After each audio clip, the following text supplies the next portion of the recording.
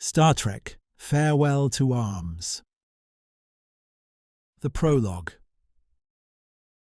Commander Asterios Ferdinant held his brother in his arms. Captain Asterios Ferdinant. 33 years old. 3 years Asterios' senior and first in everything. Perfect grades, perfect record. President of the debate and chess clubs at the academy. Captain before 30 while Asterios had still been straightening out his life and career. He had never minded the gap.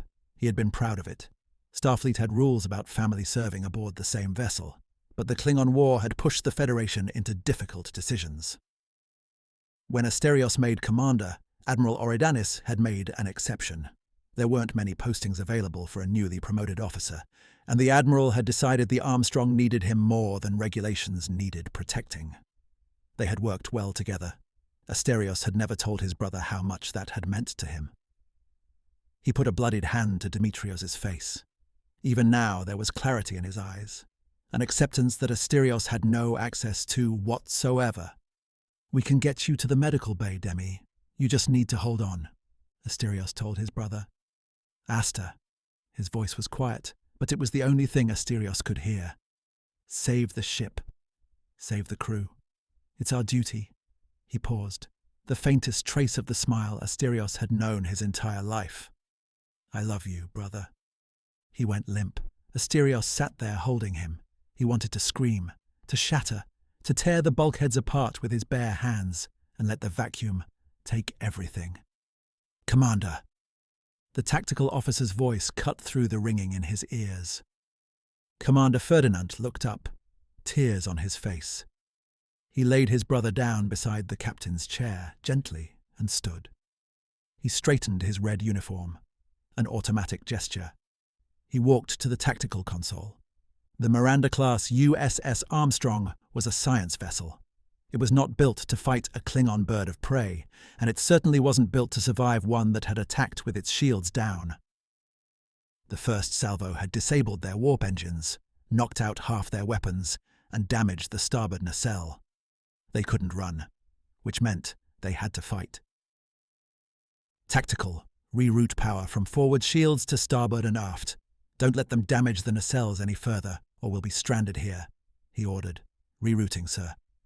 Uncertain, but trusting. It wasn't the soundest defensive strategy. It wasn't meant to be.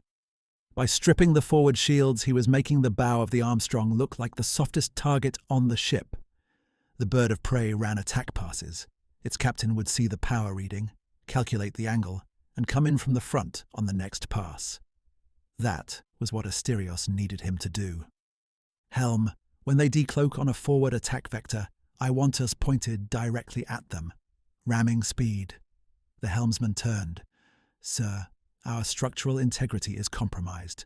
A head-on collision would—" "I know." He met the helmsman's eyes.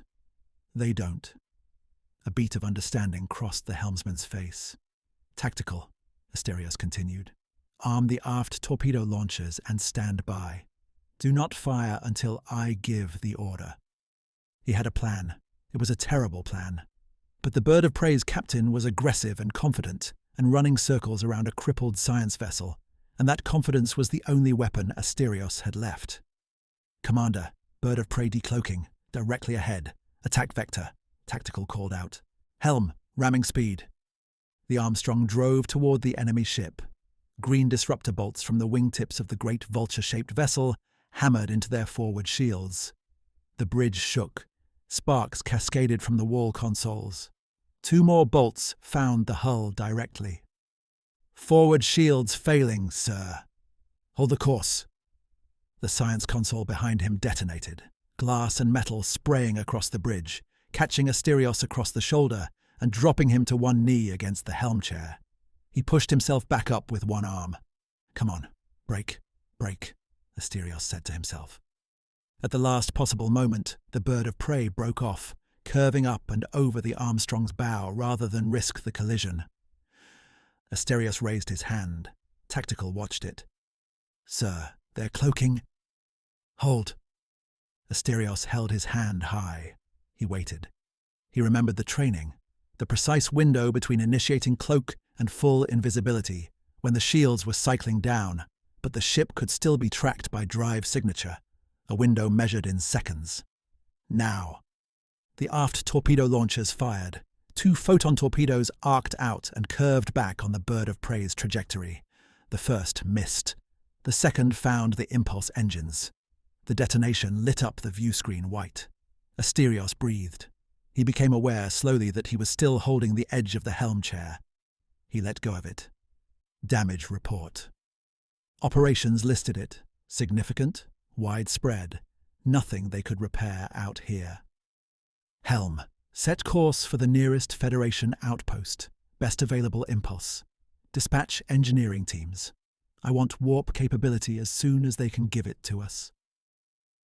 He looked around the bridge at the faces of his crew. Then we bury our dead. He looked at his brother beside the captain's chair. Save the ship. Save the crew. The voice of his brother echoed in his head. He had, and Demetrios had always been first in everything, and now Asterios was here forging a path without him, and he had no idea what came after this. They held the service in the port shuttle bay. 17 coffins, too many for the ceremony room, too many for almost anywhere, each draped in a Federation flag. Demetrios lay in the center. Asterios stood before his crew. He had seen his brother perform this duty once, for a lieutenant lost in an ion storm. That had been a freak accident, a tragedy without a target. This was different. He looked at the faces in front of him, his crew now, his people, and found that he had no idea how to begin. He began anyway. They do their best to prepare you for moments like this at the academy, but they also tell you there's nothing they can simulate that will make you understand what it feels like to hold the lives of your crew in your hands and know that sometimes, no matter what you do, some of them will be lost, that some of your orders will result in their deaths, and that you will still have to give those orders. He paused. My brother was better at this than I am. He made a point of learning the crew, not just their service records, but their lives, their interests, the things they cared about outside this ship. He said it was important to remember that they were more than their roles, that they were people, that they mattered. He moved to the first coffin. He read each name, their commendations, the things their shipmates had written about them, small, specific, true things, the kind that don't make it into official records. He took his time with each one. He reached Demetrios. Captain Asterios Ferdinant, 33 years old, captain of the Armstrong for 5 years. He brokered the entrance of the Giratarians into the Federation, graduated at the top of his class from Starfleet Academy, president of the Debate Club and the Chess Club, Eagle Scout of the United Federation of Scouts. He stopped. He was also my brother. There are too many stories I could tell you about our childhoods, about the academy, about the years before any of this. Some of them are even appropriate for a memorial service. A few people almost smiled. He was glad. His final words to me were to save the ship and save the crew. Even at the end, he was the finest commanding officer I have ever known. He will be missed by many. He will be mourned by more. His hands rested on the flag. Goodbye, brother. Goodbye, Captain. He stood there a moment longer than protocol required. Then he moved on. When he finished, he rejoined the line of officers on the far side of the bay and gave the signal. One by one, the coffins lifted, passed through the force field, and entered the black. The last thing visible of each was a brief shimmer, starlight catching the Federation flags as they tumbled away. When the last one was gone, he turned to his crew. Dismissed. The chief engineer found him as the shuttle bay emptied. Commander, warp capability within the hour. I'd recommend we hold to warp 3.9. Anything more risks stressing the structural damage, he reported. Asterios reviewed the engineering report on the offered pad. Hold as close to 4 as she'll bear. We need distance from the border. He crossed to the intercom. Bridge, this is Commander Ferdinant. Once we have warp engines online, Set course for Deep Space Station K7, Warp 3.9. The acting XO acknowledged. Alert me to any changes. He released the intercom button. He looked back at the chief engineer. The same goes for you, Lieutenant Commander. He walked to what were still his XO quarters. He hadn't been able to make himself enter his brother's cabin yet, hadn't been able to touch the chair that had been Demetrios's for 5 years. He sat at his terminal and began writing the letters, one for each of the 17. He wouldn't need to write one for Demetrios since they had no living family left, no one to notify except Admiral Oridanis. He paused when he reached that point and wrote one anyway. 2 weeks later, they limped within range of Deep Space Station K7. The grief had changed shape during the transit.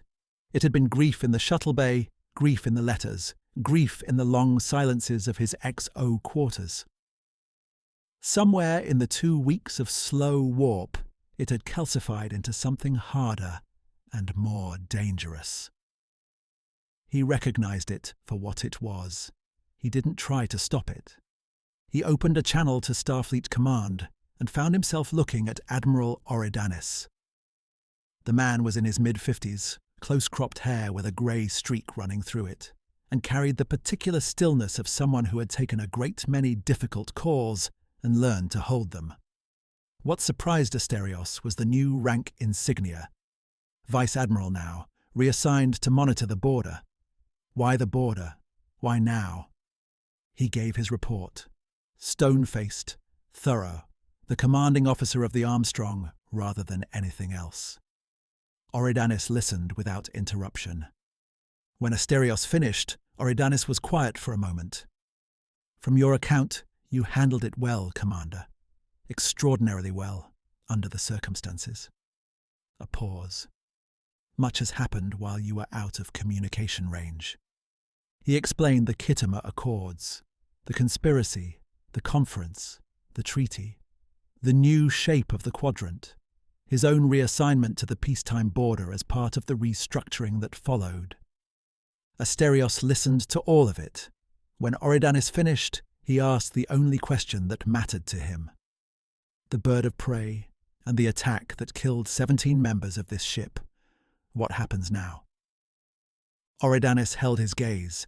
The mask of command stayed up, but something behind it was sorry. The vessel has been destroyed, the crew with it. As for the Empire's accountability, diplomatic discussions will occur.